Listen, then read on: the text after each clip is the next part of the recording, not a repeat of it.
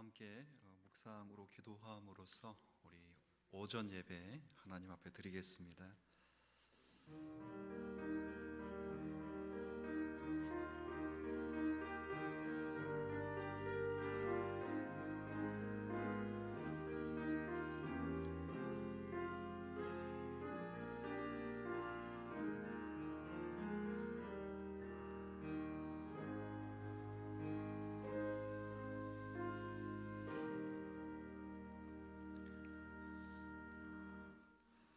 삼위 하나님, 이 거룩한 주님의 날을 맞이하여 함께 사랑하는 권속들이 교회를 이루어 하나님을 찬양케 하시니 감사를 드립니다.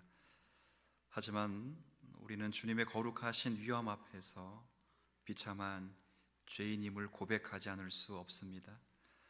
불의와 부패 가운데 잉태되고 태어나 악을 행할 수밖에 없었고, 또 모든 선에 대하여 무익하여 우리의 잘못으로 계속해서 끊임없이 주의 계명을 범하던 자들이었습니다. 하나님 아버지, 감히 구하옵나니 당신의 아들 우리 주 예수 그리스도의 이름 안에서 우리를 불쌍히 여겨주시기를 원합니다. 그리고 우리를 주 안에서 맞아주시기를 원합니다. 더불어 성령의 은혜를 날마다 부어주셔서 의의 열매를 맺게 해주시기를 원합니다. 오늘도 함께 교회를 이루어 하나님을 찬송하는 당신의 자녀들의 예배를 받으실 것을 확신합니다. 예수님의 이름으로 기원하옵나이다. 아멘. 다 함께 일어나셔서 우리 찬송가 36장 찬양 부르겠습니다.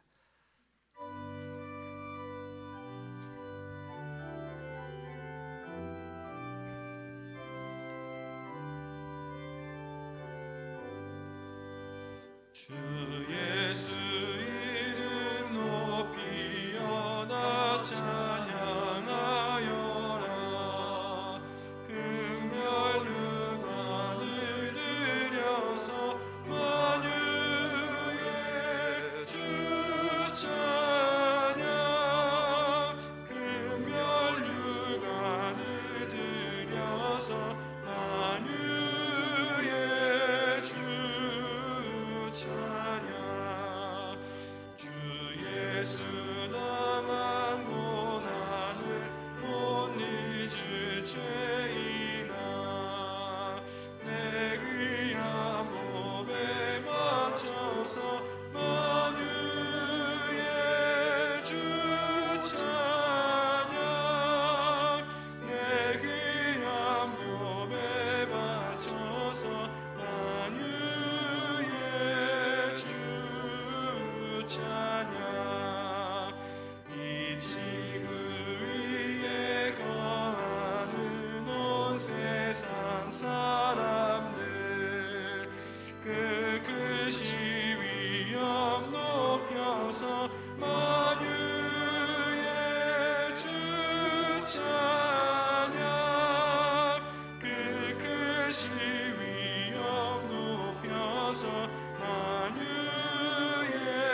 주 찬양. 주 믿는 성도 다 함께 주 앞에 엎드려 무궁한 노래 불러서 만유의 주 찬양. 무궁한 노래 불러서 만유의 주 찬양. 아멘.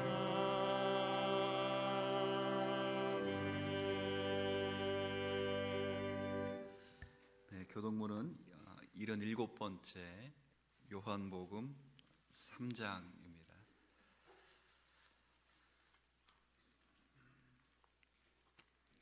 하나님이 세상을 이처럼 사랑하사 독생자를 주셨으니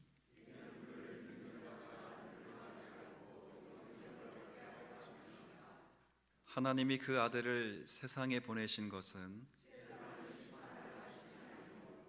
그로 말미암아 세상이 구원을 받게 하려 하심이라. 믿지 아니하는 자는 하나님의 독생자의 이름을 믿지 아니하므로 그 정죄는 이것이니 곧 빛이 세상에 왔으되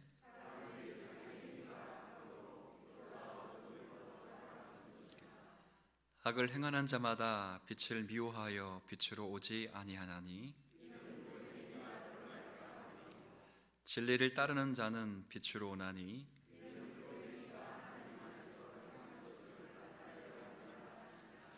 아멘. 신앙 고백 함께 드리겠습니다. 나는 전능하신 아버지 하나님 천지의 창조주를 믿습니다. 나는 그의 유일하신 아들 우리 주 예수 그리스도를 믿습니다. 그는 성령으로 잉태되어 동정녀 마리아에게서 나시고 본디오 빌라도에게 고난을 받아 십자가에 못 박혀 죽으시고 장사된 지 사흘 만에 죽은 자 가운데서 다시 살아나셨으며 하늘에 오르시어 전능하신 아버지 하나님 우편에 앉아 계시다가 거기로부터 살아있는 자와 죽은 자를 심판하러 오십니다.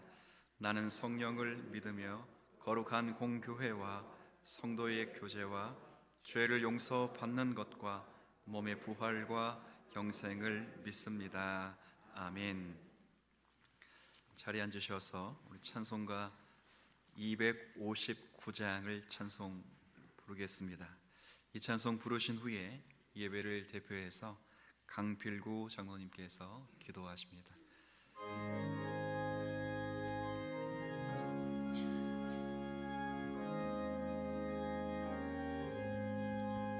예수 십자가에 흘린 피로써 그대는 씻기어 있는가? 더러운 죄 이해하는 능력을 그대는 참으시 않나? 예수의 보혈로 그대는 씻기어 있는가? 마음속에 여러 가지 죄악이 깨끗이 씻기어 있는가? 주 예수와 밤낮으로 늘 함께 그대는 행동을 하는가? 아무 때나 어디서나 그대는 십자가 붙들고 있는가? 예수의 보혈로 그대는 씻기어 있는가? 마음속에 여러 가지 죄악이 깨끗이 씻기어 있는가? 주님 예수 다시 올 때 그대는 영접할 복이 있는가? 그대 몸은 거룩한 곳 천국에 들어갈 준비가 됐는가? 예수의 보혈로 그대는 씻기어 있는가? 마음속에 여러 가지 죄악이 깨끗이 씻기어 있는가? 모든 죄에 더러워진 예복을 주 앞에 지금 다 벗어서 샘물같이 솟아나는 보혈로 눈보다 더 이게 씻으라. 예수의 보혈로 그대는 씻기어 있는가? 마음속에 여러 가지 죄악이 깨끗이 씻기어 있는가?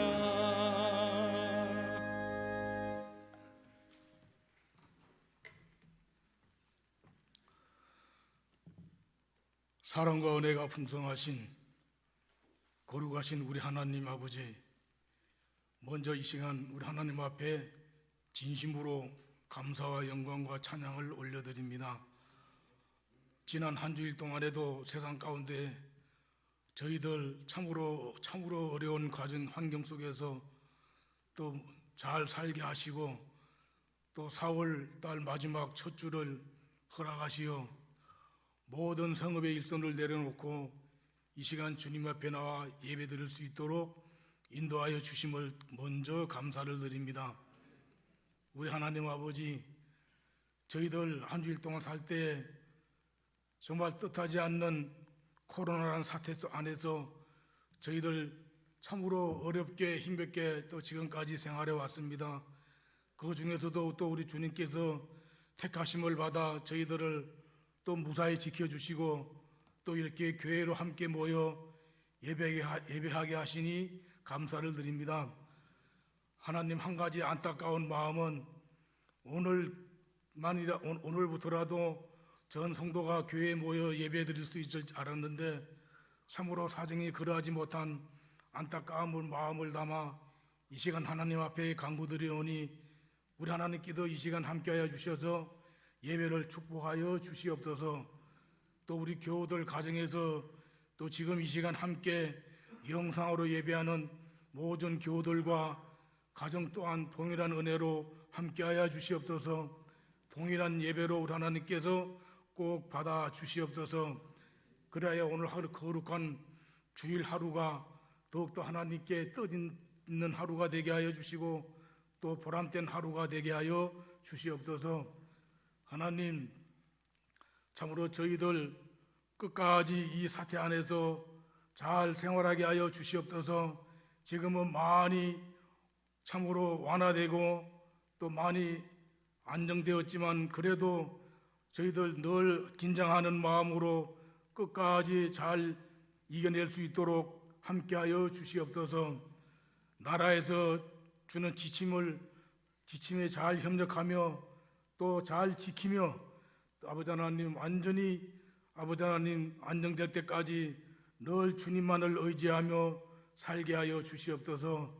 세상을 탓하지 말게 하시고 또 누구를 원망하게 하지 마시고 오직 우리 주님 한 분만을 의지하며 주님의 뜻에 저희들 믿음으로 함께 잘 생활해 나갈 수 있도록 끝까지 함께하여 주시옵소서. 이제는 하나님 아버지, 앞으로 또 노인 문제가 있습니다. 참으로 코로나 사태는 많이 안정이 됐지만 이제는 우리 국민들이 생존권에 또 아버지 하나님 눈앞에 닥쳐 있습니다.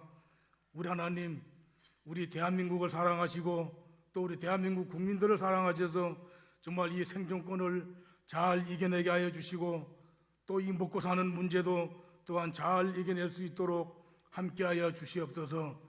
대통령을 비롯하여 각 부서에서 또 나라 행정을 보는 여러 정치인들도 우리 국민들을 지키는 데 함께할 수 있도록 지켜주시고 또한 아버지 무엇보다도 국민의 생명을 또 국민의 생존을 꼭 끝까지 잘 지킬 수 있도록 힘을 모으게 하여 주시옵소서.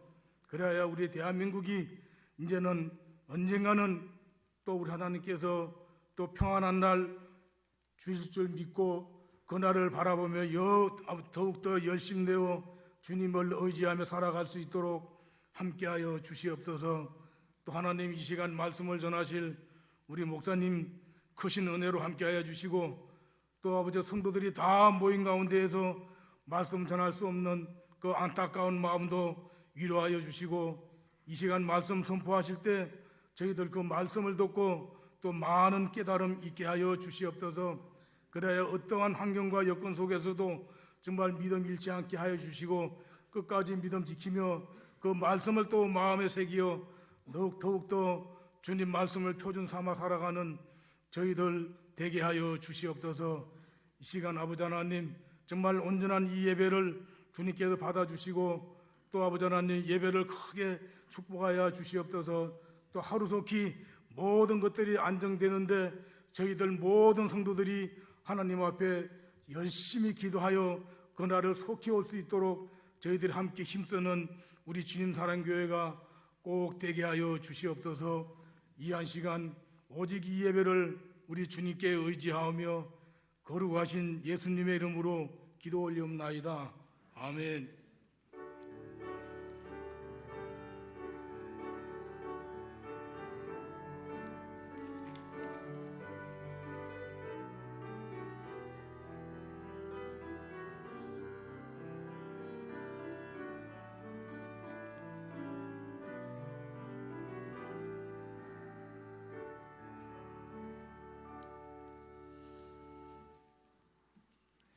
하나님 말씀은 마가복음 14장 22절부터 26절까지의 말씀입니다.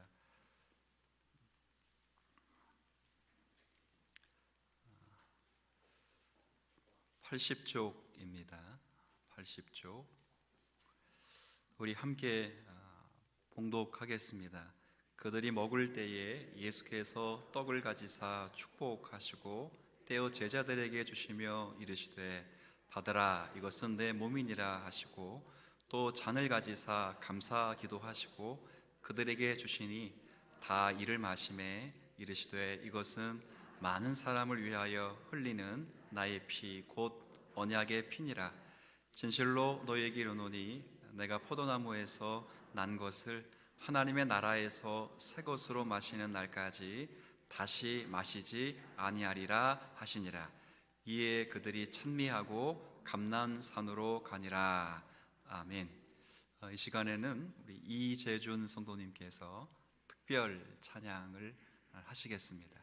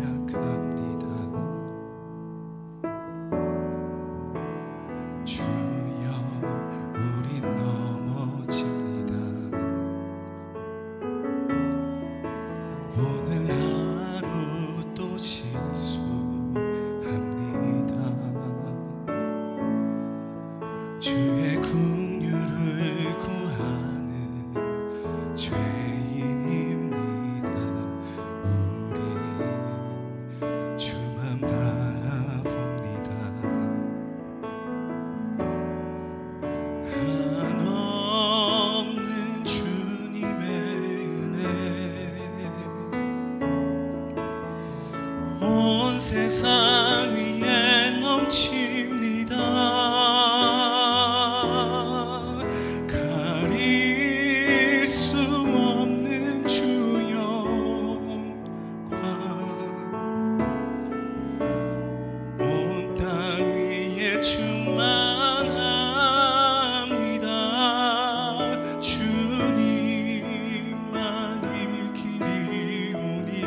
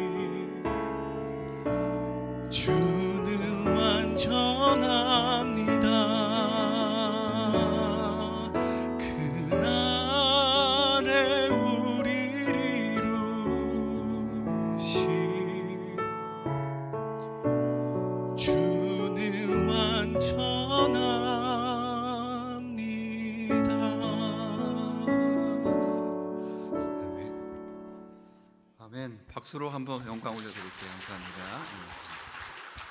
네, 귀한 찬양 감사드리고요. 오랜만에 또 뵙는 또 분들도 있고 이렇게 오랜만에 1, 2부 예배를 드려서 아침에는 1부 예배 때는 굉장히 감동적이었습니다. 영과 진리로 예배 드릴 수 있는 이 아침 되었으면 좋겠고요. 오늘 영상을 통해서 그리고 현장에서 예배를 들으시는 모든 분들에게 하나님의 은혜가 함께 하시기를 축복합니다. 오늘 본문은 어떤 이야기이냐면 예수님께서 잡히시기 전날 밤에 사랑하는 당신의 제자들과 함께 마지막 식사를 하시는 장면입니다. 일명 후대에 식사를 마지막 했다 해서 최후의 만찬이라고 불려지는 식사 자리인데요. 이 식사의 자리에서 현대 신약교회가 거행하고 있는 성찬식, 성만찬이 제정되기도 한 참 귀한 식사 자리입니다. 그만큼 중요한 식사 자리였다 그 말입니다. 그래서 오늘은 이 마지막 만찬이 가지고 있는 의미가 무엇인가를 생각해 보면서 이미 다 아는 내용이지만 다시 한번 재확인하고 그리고 다시 한번 재결단할 수 있는 그런 시간이 좀 되었으면 좋겠습니다. 세 가지로 좀 살피려고 하는데요. 첫 번째 살필 것은 이 식사 자리가 무엇을 기념하던 식사 자리였는가를 생각할 것이고, 두 번째는 식사이니까 메인 요리가 뭔가를 좀 생각해 봐야 되고, 마지막 세 번째는 그 메인 요리를 우리가 어떻게 해야 되는가를 순차적으로 여러분과 좀 나누려고 합니다. 먼저 우리가 이 본문을 좀 잘 이해하기 위해서 생각해야 될 것은 이 식사 자리가 무엇을 기념하던 식사 자리였는가 생각해 보아야 됩니다. 오늘 본문을 좀 짧게 잡았는데 이 본문은 12절부터 시작됩니다. 12절에 보면 무교절의 첫날 곧 무슨 날이었죠? 유월절입니다. 유월절. 12절에 보면 유월절 양 잡는 날에 제자들이 음식을 준비했더라. 16절 한번 볼까요? 16절 제자들이 나가 성내로 돌아가서 예수께서 하셨던 말씀대로 만나 함께 있습니다. 유월절 음식을 준비하니라. 자, 그러니까 이 마지막 식사 자리가 무엇을 기념하는 식사 자리였죠? 유월절을 기념하는 식사 자리였다 하는 것을 우리가 알 수 있습니다. 유대인들에게 있어서 그들의 역사 속에서 유월절은 굉장히 중요한 한순간을 기념하는 연례 만찬이었습니다. 예수님께서 이 말씀을 하시고 있는 이 시점으로부터 1500년 전, 우리의 시점, 지금 예배를 드리고 있는 우리의 시간으로부터는 3500년 전에 이스라엘 백성들은 애굽의 바로 왕의 노예로서 굉장히 비참하게 살아가고 있었습니다. 하나님께서는 그들을 불쌍히 여기셨고 긍휼히 여기셔서 그들을 구원하시기로 작정해 주셨습니다. 그리고 이 일을 위해서 가장 먼저 당신의 종이었던 모세를 부르시고 그 모세가 상대해야 될 애굽의 왕이었던 바로의 마음의 고집을 꺾는 일을 하셨습니다. 왕의 마음의 고집을 꺾기 위해서 여러 가지 재앙을 내는 중에 마지막 재앙, 10번째 재앙이 찾아오게 됩니다. 10번째 재앙이 이 유월절과 깊이 연관이 있는 재앙이었습니다. 이 재앙은 모두에게 임하는 재앙이었습니다. 애굽 안에 있었던 모두에게, 심지어는 유대인에게도 임하는, 하나님의 백성들에게도 임하는 재앙이었습니다. 누구도 피해갈 수 없는 재앙입니다. 애굽 안에 있다면, 애굽 안에 살고 있다면 누구든지 처음 난 것, 처음 태어난 것, 그것이 짐승이든 사람이든 모두가 다 죽을 수밖에 없는 그런 재앙을 맞게 되어 있습니다. 물론 이 재앙을 피해가는 방법이 있습니다. 그 재앙을 피해가는 유일한 방법은 하나님의 명령대로 어린 양을 잡아서 그 피를 문설주에 바르는 것이었습니다. 하나님은 이스라엘 백성들에게 어린 양을 잡아서 믿음으로 그 피를 집의 문설주와 좌우 인방에 바르면 그 재앙을 피해가고 구원을 얻을 수 있을 것이다 약속하셨습니다. 이윽고 그날 밤에 집집마다 아들이나 짐승이나 죽어나갔습니다. 어린 양의 피에 대속물 아래 숨지 않은 집마다 재앙이 임했습니다. 하지만 대속물의 피를 바른 집은 그 죽음이 넘어갔습니다. 우리가 유월하라고 해요. 유월, 영어로 유월절은 아주 간단합니다. pass over입니다. 넘어갔다는 뜻입니다. 넘어간 것입니다. 유월절은 바로 그 구원을 기념하는 날이고, 예수님이 지금 식사 자리는 그 날에 죽임당한 어린 양과 그 피를 기념하는 식사 자리였습니다. 하지만 이 사건은 극적이고도 감동적이지만 한 가지 불가해한 의문을 남기고 말았습니다. 뭐냐면 어떻게 이 작고 털 많은 4발 가진 짐승의 희생만으로 재앙이 넘어갈 수 있을까 하는 거예요. 우리가 그냥 뭐 양양 얘기하지만 그냥 짐승이잖아요. 제가 몽골 가서 양떼가 하도 많아서 성경에 나오는 양 같아서 이렇게 안아봤는데 냄새도 그런 냄새가 없어요. 진짜 못됐고요. 양이 무슨 효과가 있길래 의문을 남길 수밖에 없습니다. 그 답은 오늘 본문에 예수님께서 제자들과 함께 유월절 기념 식사를 하시는 데서 그 답이 발견됩니다. 예수님은 제자들과 최후의 만찬에서 사회를 보십니다. 그 당시 모든 유월절들 각 가정에서 지키면서 아버지가 사회를 보았는데 제자들과 함께 지켰으니 스승의 사회를 보는 것은 당연할 것입니다. 예수님이 잔을 들었을 때 상황을 이렇게 묘사하고 있습니다. 우리가 읽은 말씀인데 다시 한번 읽겠습니다. 22절부터 24절까지의 말씀 우리 다 함께 읽겠습니다. 시작. 그들이 먹을 때에 예수께서 떡을 가지사 축복하시고 이르시되 받아라, 이것은 내 몸이니라 하시고 또 잔을 가지사 감사하기도 하시고 그들에게 주시니 다 이를 마시매 이르시되 이것은 많은 사람을 위하여 흘리는 나의 피 곧 언약의 피니라. 아멘. 예수님께서 떡과 잔을 드시면서 하신 멘트입니다. 예수님이 유월절 만찬을 하시면서 사회를 보고 계시는데 유월절 만찬에는 특별한 형식이 있습니다. 사회자는 반드시 그 형식의 멘트대로 멘트를 해야 됩니다.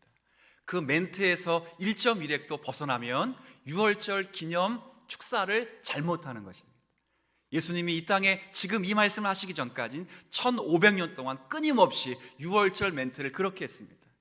떡을 가지고 이렇게 해야 됩니다. 떡을 가지고 이것은 우리 조상들이 광야에서 먹은 고난의 떡입니다 라고 떼어줘야 됩니다. 예수님 뭐라고 말씀하셨죠? 이것은 내 몸이니라. 얼마나 충격을 받았겠어요. 지난 1500년 동안 유월절을 통해서 그들이 구원받고 가나안 땅에 들어간 이후부터 근 1500년 동안 모든 사회자들은 떡을 들고 일제히 말하기 이것은 우리 조상이 하나님의 능력과 권세 아래서 광야에서 먹었던 고난의 떡입니다 라고 멘트를 다 했는데 1500년 동안 한 번도 없었던 적이 없었는데 예수라는 한 사람이 지금 이 떡을 들고 이것은 내 뭐라고요? 몸이니라. 얼마나 충격을 받았겠습니까? 그리고 잔을 들고 뭐라고 말씀하셨지요? 이것은 많은 사람을 위해 흘리는 나의 피 곧 언약의 피니라. 대본에서 벗어난 돌출 행동을 하셨습니다. 무슨 의미일까요? 그 옛날에 애굽의 하나님의 심판의 재앙이 지나갈 때에 유월절 어린 양의 죽음이 이스라엘을 구원했던 것처럼 이제 이 떡을 내 몸이라 말하고 이 포도주를 내 피라 말씀하신 예수 그리스도가 친히 어린 양이 되어서 하나님의 선택하신 백성들의 모든 심판과 재앙을 넘어가게 하실 것이다. 그거죠. 이 선언을 여러분이 이해하시겠습니까? 진정한 해방이, 진정한 출애굽이, 진정한 구원이 1500년 동안 지켜왔던 유대인의 진정한 해방과 구원이 지금 이 떡을 들고 있고 이 피를 들고 있는 나 예수 그리스도로 말미암아 지금 이루어지는 것이다. 얼마나 대단한 선언입니까? 그래서 당신의 피를 그냥 피입니다 이렇게 말하지 않고 피 곧 언약, 1500년 동안 약속한 그거다 이렇게 이야기를 하는 거예요. 더 감동적인 것은 25절의 말씀에 있습니다. 25절 다 같이 한번 읽어볼까요? 시작. 진짜로 너희에게 이르노니 내가 포도나무에서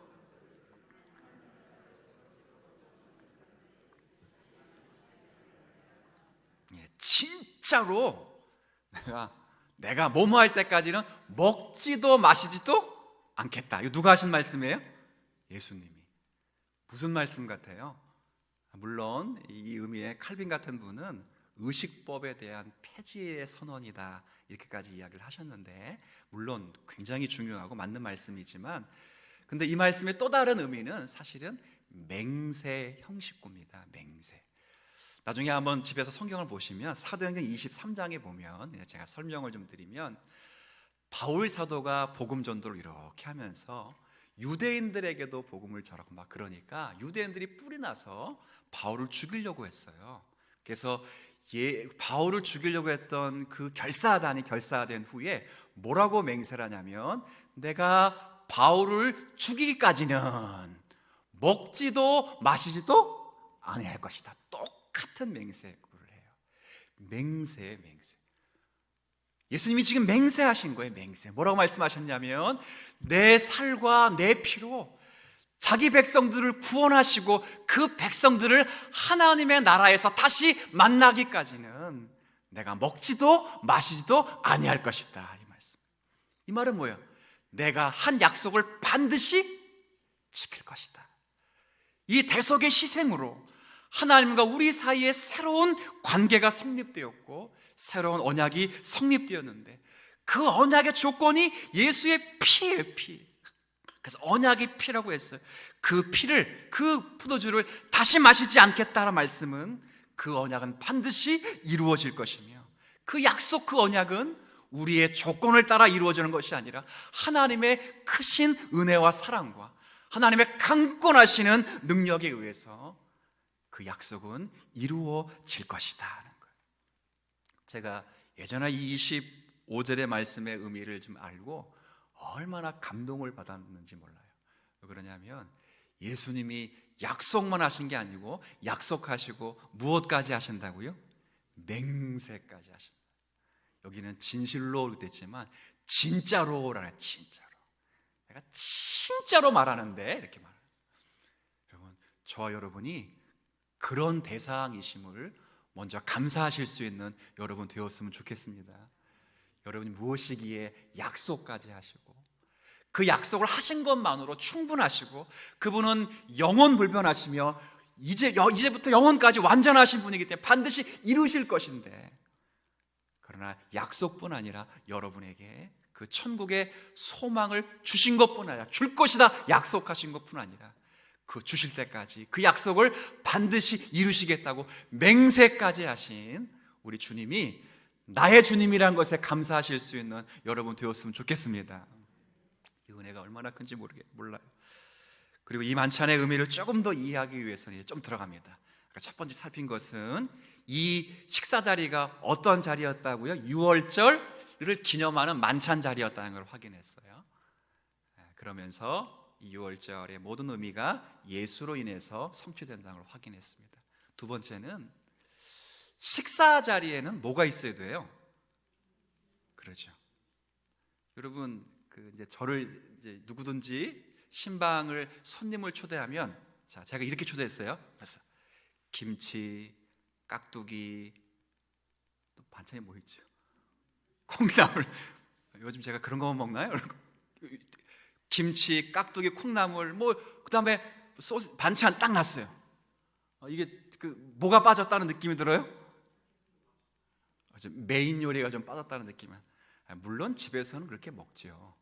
근데 이스라엘 절기 가운데 가장 중요한 절기를 기념하는 자리였다면 메인 요리가 있어요. 메인 요리. 여러분, 이렇게 생각하시면 안 됩니다. 예수님이 떡과 포도주를 가지고 축사하셨기 때문에 그게 메인 요리가 아니었을까라고 생각하시면 안 됩니다. 그것은 유월절 잔치가 어떤 의미인가를 설명하기 위하여 등장하는 죄송합니다. 말하면 소품 정도입니다. 여러분 음식 먹을 때 메인 요리 먹기 전에 먹는 음식을 뭐라 부르죠? 디저트? 에피타이저라 부르죠. 에피타이저, 디저트 이렇게 부를 거예요. 정확한 명칭은 이렇게 부른다고요. 그런 거예요. 메인 요리는 과연 뭘까요? 메인 요리. 유월절 잔치의 메인 요리는 아까 12절 읽었어요. 12절. 제가 다시 읽어볼게요. 무교절의 첫날 곧 유월절 뭐 잡는 날이에요? 목사님, 제가 어제 소 한 마리를 잡았어요. 시골에 소 한 마리를 잡았어요. 오세요. 식사하러 오세요. 그러면 그날 딱 가면 그 앞에 뭐가 있어야 돼요? 소가 있었는데 깍두기, 김치, 그 다음에 콩나물만 있으면 누구 약 올리나? 양 잡는 날이면 뭐가 있어야 돼요? 유월절 양이 있어요. 양. 양은 아무리 찾아봐도 없어요. 다른 유대인들은 다 포도주와 떡을 먹으면서 양을 먹고 있는데 예수님과 제자들의 식사하는 자리에는 포도주와 떡만 이렇게 있지 뭐가 없어요? 메인 요리가 없어요. 메인 요리. 예수님의 12제자가 채식주의자들이었구나. 택도 없는 얘기. 저처럼 고기를 굉장히 즐겨하는 사람들이었어요. 메인 요리가 왜 없을까? 말을 한번 잘 들어보세요. 메인 요리가 상 위에 없었던 것은 상 앞에 있었기 때문인 줄로 믿습니다. 이해가 되셨어요? 메인 요리가 상 위에 있어야 요리돼가지고, 근데 상 위에 없었는 건 상 어디 있었기 때문에? 앞에. 바꿔 말하면 예수께서 메인 요리가 되시는 줄 믿습니다. 예수께서 메인 요리가 되셨어. 메인 요리가 되셨어. 예수님이 말로만 포도주, 말로만 떡, 해서 내 살 찢을 것이다, 내 피를 흘릴 것이다, 말로만 그런 것이 아니라 실제 자기가 양이 되어서 이 몸을 찢을 것이다, 이 피를 흘릴 것이다, 그렇게 말씀하는 것입니다. 예수님을 처음 만났던 세례 요한이 예수님을 처음 보고 한 첫 번째 말이 뭐지요? 기억나세요? 보라, 세상 죄를 지고 가는 하나님의 어린. 세례 요한은 마지막 제사장입니다. 구약 가운데의 마지막 제사장. 더 이상 제사장이 없어요. 구약 가운데의 마지막 선지자. 더 이상 선지자가 없어요. 그러면 최후의 제사장과 선지자가 세례 요한이었어요. 그 세례 요한이 예수님을 처음 보자 한 말, 잘생겼다, 뭐 이런 것도 아니에요. 예수님이 처음 보자 한 말은 밥이다. 세상 죄를 지고 가는 하나님의 어린 양이다. 예수님이 지금 떡과 포도주를 드시면서 말씀으로 그렇게 하시고 끝내시는 것이 아니라 지금 자신의 이 몸이 유월절 어린 양이기에 지금은 상 위에 있는 것이 아니라 상 앞에 있는 것이다 라고 말씀하는 거예요. 정말 예수님께서는 정말 이 말씀을 하신 것과 같이 십자가 위에서 예수님 우리가 받아 마땅한 형벌을 다 받으셨습니다. 세상의 모든 죄가 그분을 뒤덮었습니다. 그분은 형벌이 우리를 영원히 패스오버, 넘어가도록 하기 위해서 스스로 모든 형벌을 받을 만큼 우리를 사랑하셨습니다. 다시 말해 예수님의 사랑은 진정한 사랑이었고 그 사랑은 대속과 희생의 사랑이었던 것입니다. 대속의 희생을 감수하지 않으면 상한 심령과 죄인을 진정으로 사랑할 수 없습니다. 예를 하나 들어볼까요? 이 예가 굉장히 유치한 예지만 한번 이해를 돕기 위해서 들어보겠습니다. 여러분이 지금 이제 이 시간에 고등학생이라고 생각을 좀 해보세요. 그리고 고등학생인데 모든 여러분들이 각 학교에서 여러분들이 다 인기남 혹은 인기여라고 생각을 해보십시오. 많은 관심을 받고 있고 사랑을 받고 있는 여러분들입니다. 그런데 여러분 클래스 안에, 반 안에 왕따 한 명이 있습니다. 어느 누구도 대화를 해주지 않고 어느 누구도 밥을 먹지 않고 어느 누구도 그를 주목하지 않는 왕따 한 명이 있습니다. 그 아이가 너무 불쌍해서 이제 여러분이 그의 친구가 되어주기로 마음에 작정했습니다. 그에게 다가갑니다. 말을 겁니다. 그의 가방을 들어주고 식사를 같이 합니다. 그랬더니 다른 친구들이, 여러분을 인기여라고 알고 있는 친구들이 여러분에게 이렇게 말합니다. 야, 너 쟤랑 친구 됐다며? 그러면서 여러분들이 이제 인기남이 아니고 인기녀가 아니라 여러분도 같이 왕따를 받는다고 한번 생각을 해보십시오. 제가 이렇게 말합니까? 사랑은 대속과 희생이 요청되는 사랑이기 때문에 그렇습니다. 여러분이 무슨 대속이냐? 그 친구와 함께 왕따와 친구와 함께 해준 대속입니다. 그 왕따가 되었기 때문에 여러분이 그 친구가 되었기 때문에 여러분도 고통을 감당해야 됩니다. 희생입니다. 예수님의 사랑이 그랬다는 거예요. 지금 주님이 그렇게 하시겠다는 거예요. 떡과 포도주에서 말만 그렇게 하신 것이 아니라 친히 어린 양, 유월절 양이 되어서 하나님께서 친히 나를 통하여 구속의 역사를 이루시겠다고 말씀하시는 것입니다. 얼마나 큰 은혜입니까? 목사가 말을 할 수 있어요. 실행의 의미가 굉장히 어려워요. 여러분도 말은 청산유수 할 수 있어요. 근데 말대로 산다는 건 어려워요. 예수님 말씀하셨을 뿐 아니라 그 말씀을 실천하시기 위해서 유월절 어린 양이 친히 되신 줄로 믿으시길 바랍니다. 자, 그러면 마지막 이제 하나가 남았습니다. 아까 두 번째, 이 유월절에 뭐가 있어야 된다고요? 메인 요리. 자, 그러면 세 번째는 이거 한번 따라해 보시면 좋겠어요. 그렇게 해주면 좋겠어요. 메인 요리를 먹어야 한다. 그 요리를 이제 어떻게 해야 된다고요? 먹어야 해요. 여러분, 음식을 먹어서 소화시키지 않으면 영양소를 얻을 수 없어요. 아무리 좋은 음식이더라도 상다래지가 부러지게 차려진 산의 진미일지라도 먹지 않으면 다 썩고 아무 소용이 없습니다. 음식에서 영양분을 얻지 않으면 안 돼요. 먹어야 돼요. 스스로 집어서 먹지 않으면 아무리 좋은 음식이라도 무용지물입니다. 우리가 이 예수를 먹어야 돼요. 먹는 게 뭔지 우리 누가복음 22장 19절에 일단 여기 앞에 기록되어 있어요. 여러분이 한번 읽어주세요. 시작.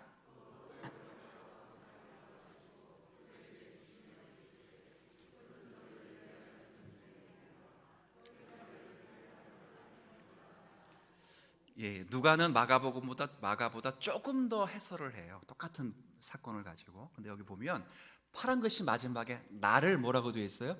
기념하라. 먹는 것은 일단 예수님을 기념하는 거예요. 기념. 먹는 건 일단 예수님 뭐 하는 거라고요? 기념하는 거예요. 기념.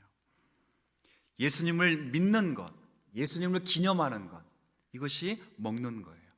예수를 믿는 사람이라면 누구나 함께 떡을 먹고 포도주를 마시면서 그분을 기억해야 된다라고 말해요. 떡을 떼고 떡을 주고 떡을 먹으면서는 그리스도의 몸이 십자가 위에서 우리의 죄를 위해 찢긴 것을 기념하셔야 돼요. 1년에 성찬 몇 번 하는데 원래는 예수님이 부활하시고 제자들은 매 주일날 했어요. 매 주일날 하면서 설교는 보이지 않는 하나님 말씀이라고 했고 성찬은 보이는 하나님 말씀이라고 해서 매주일 했어요. 매주일 하면서 진짜 먹었어요. 메인 요리를 먹었어요. 믿고 기념했어요. 떡을 먹으면서 뭘 기념했다고요? 이 떡은, 이 몸은 예수께서 십자가에서 나의 죄를 위하여 흘린 몸이고 찢긴 몸이라는 걸 이야기했어요. 여러분 성찬 때 늘 그렇게 하시잖아요. 떡을 먹으면서 왜 오늘은 떡이 작지? 어느 빵집에서 샀지? 이렇게 생각하시는 분이 있으면 안 되겠죠. 기념하는 거예요. 예수의 잔을 마시면서는, 포도주를 마시면서는 예수 그리스도께서 우리의 죄를 위하여 십자가에서 모든 피를 다 흘렸다는 것을, 쏟았다는 것을 기념하는 거예요. 그러므로 떡을 먹고 포도주를 마시는 것은 예수님의 희생적이며 대속적인 사랑을 기념하는 것입니다. 하지만 이 생각을 한번 좀 해보세요. 유월절을 첫 번째 지킬 때, 그리고 예수님이 마지막으로 지키실 때까지 실제 유월절 음식의 어린 양을 먹었을까요? 안 먹었을까요? 먹었겠죠. 먹었죠. 첫 번째 유월절 만찬도 실제 식사였습니다. 어린 양을 잡아서 피를 문설주에 바른 것으로만 충분하지 않고 그 잡은 어린 양을 밤새워 다 먹어야만 했습니다. 마찬가지로 주의 만찬도 그리스도의 죽음을 먹어야 먹어.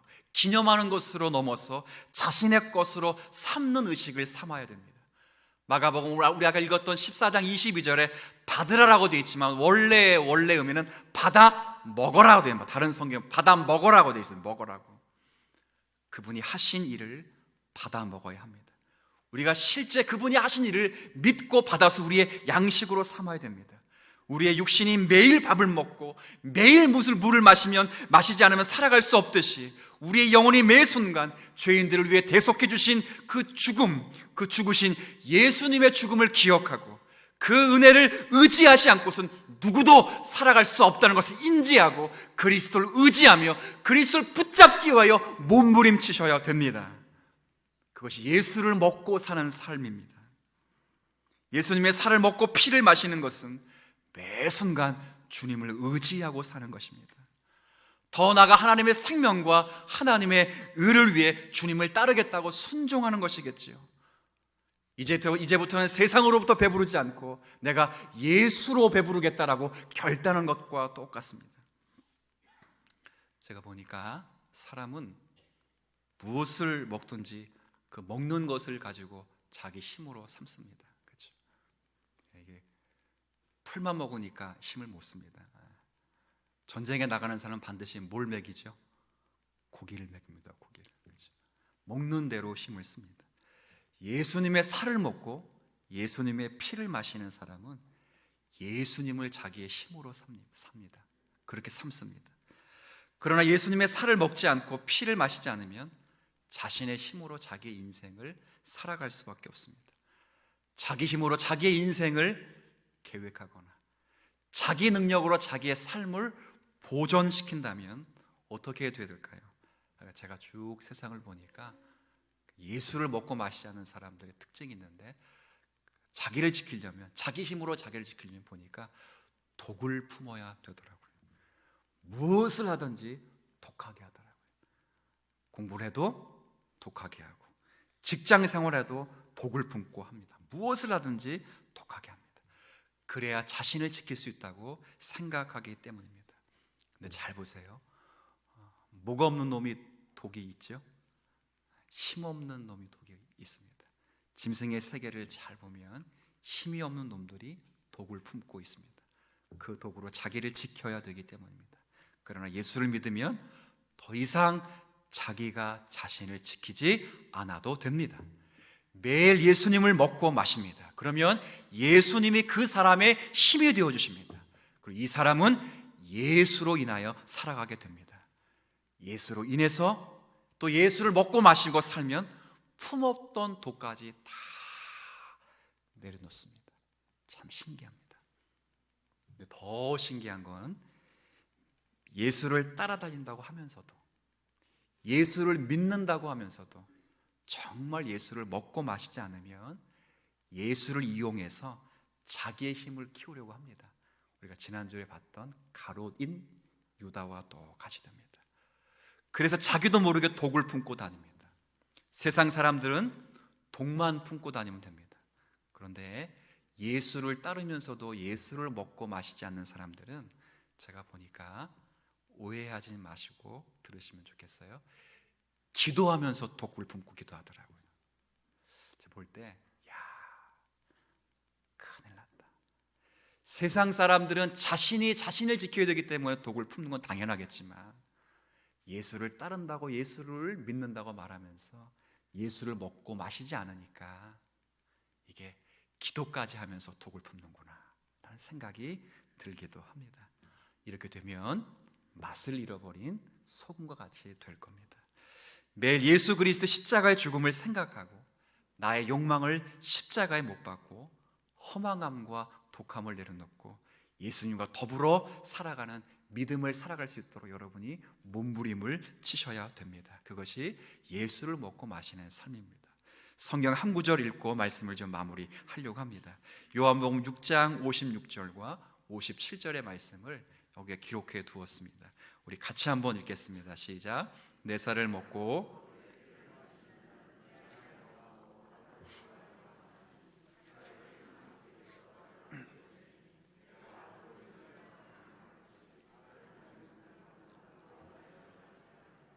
여기 앞에 보면 내 살을 먹고 내 피를 마시는 자, 예수를 먹고 마시는 자는 두 가지의 변화가 생깁니다. 첫 번째는 신분의 변화, 관계의 변화입니다. 파란 글씨로 설명하면 내 안에 거하고 나도 말이 내 안에 거하고 나도 거하네. 이게 뭐 한번 따라해 볼게요. 연합. 예수를 먹고 마시면 연합이 있습니다. 연합. 두 번째는 사역이 바뀝니다. 맨 마지막에 미래 완료형으로 쓰여진 단어인데요, 문장인데 읽어볼까요? 시작. 살리라라고 하는 미래 완료형이지만 그 다음에 나로 인하여, 예수로 인하여 삽니다. 예수를 힘으로 알고 삽니다. 주님과 연합, 예수를 먹고 마시면 주님의 관계, 연합의 관계를 바뀌고, 주님과 연합하며 이제 내가 사는 것이 내 안에 그리스도가 사시기 때문에 그리스도가 나를 대신하여 사시기에 내가 사는 것이 아니라 주님이 사신다는 말이 성립되는 것입니다. 주님이 사십니다. 주님이 내를 대신하여 나와 함께 살아계십니다. 우린 그리스도와 연합함으로 새 생명을 누리는 자가 되었습니다. 나로 인하여 살리라, 새 생명을 누립니다. 그리고 이 생명은 영원까지 이릅니다. 왜요? 우리의 생명 되신 예수 그리스도가, 우리의 머리 되신 예수 그리스도가, 우리의 유월절 되신 어린 양 되신 그리스도가 어제나 오늘이나 영원토록 동일하신 하나님이시기 때문입니다. 그리스도를 통하여 누리는 성도의 생명이 무엇일까요? 하나님께서 여러분을 거듭나게 하시며 성령을 통해서 여러분과 함께 하시며 때에 따라서 은혜를 베푸십니다. 여러분에게 말씀하시고 여러분을 인도하시며 여러분의 기도를 들으실 것입니다. 여러분을 그리스도 안에서 산 자로 여기시고 가치 있는 자로 여기시며 여러분과 연합하여 그리스도의 장성한 분량에 가기까지 여러분을 자라가게 하실 것입니다. 성도는 이제 성령께서 거하시는 지어져가는 성전이 될 것이며 하나님이 어떤 분이신지를 알며 그분이 말씀하신 데 듣고 그분의 말씀을 따라서 거룩한 소망을 품고 살아가게 될 것입니다. 하나님을 사랑하게 될 것이며 그리스도 안에서 온전하신 인격의 성숙을 보며 이제 나는 점점 죽고 그리스도로 살아 내가 그리스도로 바뀌는 은혜를 누리게 될 것입니다. 이게 천국에서 이루어지는 것만이 아닙니다. 아까 예수님이 약속하시고 뭐까지 하셨다 그랬어요? 맹세까지, 천국에서 그렇게 될 것입니다. 근데 여기서 그것을 누리며 과정 가운데 그렇게 변화되는 모습을 여러분이 눈으로 목도하시며 보셔야 됩니다. 그래서 다 같이 한번 따라해보고 마칠게요. 매일 성찬으로 나아갑시다. 매일 예수의 살과 피를 먹읍시다.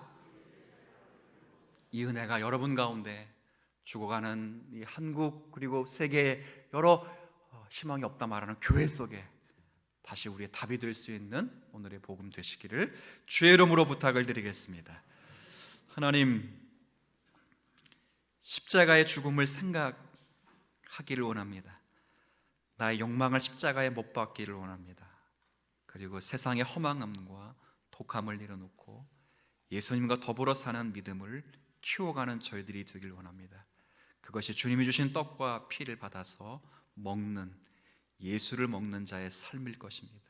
주님, 이 은혜가 이미 우리 가운데 있는 줄 알고 매일의 성찬으로 나아가게 하여 주옵시고 매일 예수님 먹고 마시며 또 살게 하여 주시되, 특별히 그렇게 되면 예수님이 우리의 힘이 되실 것으로 믿고 예수로 인해 살아가는 그 은혜가 얼마나 풍성한지를 깨달으며 누리며 감사하며 사는 우리 모두가 되게 하여 주옵소서.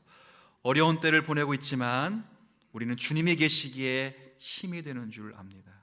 한국교회가 쇠퇴할 것이다, 성도들이 많이 떠나갈 것이다. 그러나 하나님의 역사는 그러지 않을 것입니다. 예수는 어제나 오늘이나 동일할 것입니다. 이 일을 통하여 교회를 흔드는 것처럼 보이지만 진실한 자들을 세우실 것입니다. 그리고 그들의 믿음을 더 견고케 하시고 주의 교회를 힘있게 하시며 주의 교회 모든 가지들을 치고 이제 본질이 무엇인지를 깨닫고 진리의 기둥과 턱이 되게 하시는 일에 힘을 쓰게 하실 것입니다. 하나님은 악을 통해서도 선을 만드실 수 있는 전능하시고 전지하신 분이십니다. 이 하나님이 계시기에 오늘의 힘이 있고 오늘의 우리의 위로가 될 수 있는 성도들 다 되게 하여 주옵소서. 예수님의 이름으로 기도 올립니다. 아멘. 찬송가 425장 우리 찬송 부르겠습니다. 452장입니다.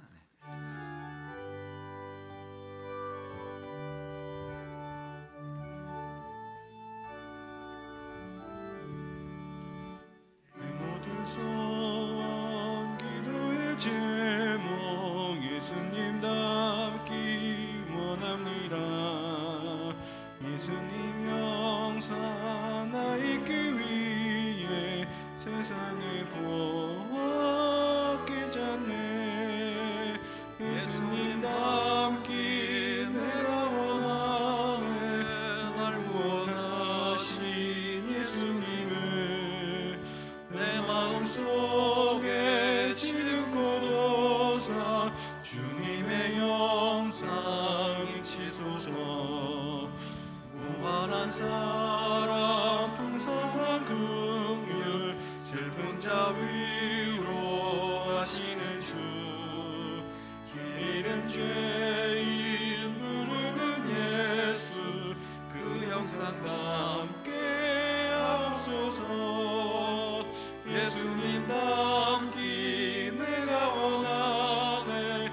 날 구원하신 예수님을 내 마음속에 지금 고도사 주님의 영상 입히소서. 겸손한 예수 거룩한 주님 원수의 멸시 참으시사 우리를 위해 고난을 받을 두 주를 담게 하옵소서. 예수님 닮기 내가 원하네. 날 구원하신 예수님을 내 마음속에 지금 고도사 주님의 영상 입히소서. 하나님 아버지, 우리들의 심령을 복되게 하셔서 이 어려운 때에도 베풀어 주신 은혜를 생각하며 귀한 예물을 드리게 하심을 감사드립니다.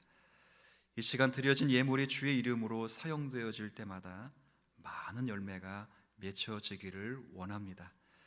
저희가 가진 모든 것이 주님께로부터 위탁받은 것이라는 것을 깨닫게 하시니 감사하옵고 정직한 청지기가 되어서 하나님 나라 확장과 주님이 이루어 주시고자 하시는 그 사역을 이루어 드리는 일에 힘쓰는 성도가 되게 해 주시길 원합니다.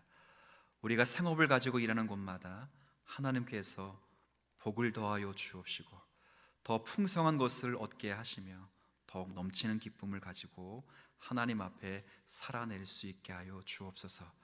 건강으로 인하여 고민하는 성도들이 많습니다. 하나님, 교우들 가운데 건강 위하여 기도하는 종들의 간구를 들으시고 속히 회복되게 하시고 세임 주시는 대로 더욱 주님 의지하며 남은 생을 살게 하여 주옵소서. 어려운 때를 보내고 있는 이 민족과 세계 역사 가운데 주님의 긍휼이 있음을 믿습니다. 빨리 코로나19가 물러가게 하여 주옵시고 잘 경제와 정치와 안보가 회복되게 하여 주옵시며 무엇보다도 살기 좋은 나라가 되는 일에 우리 기독교인들이 마음 쓰며 넉넉함을 보이는 일에 힘되게 하여 주옵소서. 모든 영광 주께 올려드리며 예수님의 이름으로 기도 올립니다. 아멘. 우리 광고 말씀 몇 가지 드리겠습니다. 주보에 있고 여러분 이미 다 공지받은 내용인데 오늘부터 주일 1, 2부 예배와 교육부서 예배가 다시 시작되었습니다. 여러분 이 예배가 계속 이게 잘 드려질 수 있도록 여러분 위에서 기도 많이 해주시면 고맙겠습니다. 그리고 장차 이렇게 단계별로 해서 점진적으로 예배를 하나하나씩 회복할 겁니다. 내일부터 새벽 예배를 저도 드리고 싶은 마음은 정말 간절한데 그 예방 수칙 7대 원칙을 교회가 지키지 않으면 굉장히 좀 어려움을 당하고, 또 저희 같이 규모가 조금이라도 있는 교회는 사실은 늘 좀 어려움을 당합니다. 그래서 매일 방역하기도 어렵고, 매일 새벽 오시는 분들 이름 체크하고, 이거 화장도 안 하셨을 텐데 온도 체크하기도 어려워서 일단 당분간만 조금만 더 말씀 묵상으로 보내서 함께 기도하고 말씀 읽으면 좋겠다, 그렇게 생각을 했습니다. 이해해 주시면 감사하겠습니다. 교육주 동정 또 위해서 기도해 주시고요.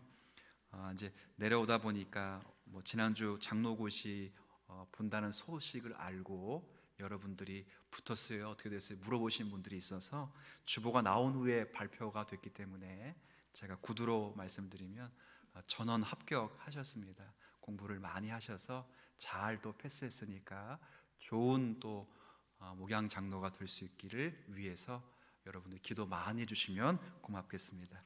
우리 다 함께 일어나셔서 620장 우리 1절 찬양하고 축도함으로 예배 마치겠습니다.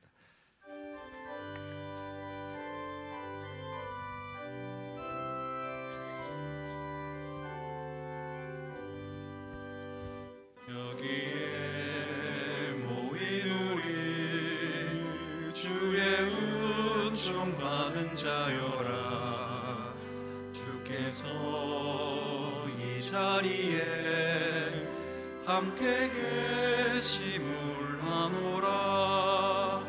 언제나 주님만을 찬양하며 따라가리니 시험을 당할 때도 함께 계심을 믿노라.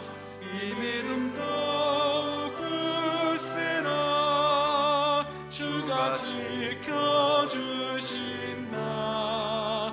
어두운 밤에도 주의 맑은 빛 인도하여 주신다. 주 예수 그리스도의 은혜와 아버지 하나님의 크신 사랑과 성령님의 감동하심과 교통하심이 오늘 거룩한 주의 날을 맞이하여 함께 교회를 이루어 예배하는, 그래서 예수님을 나의 양식으로 삼기로 또 다짐하고 돌아가는 사랑하는 모든 성도들의 심령과 가정과 교회 위에, 나라와 민족과 저 북녘 땅 위에, 그리고 세계 곳곳에서 기근을 당하고 복음을 전하고 있는 모든 현장 위에 이제로부터 영원까지 함께 하시기를 축원하옵나이다. 아멘.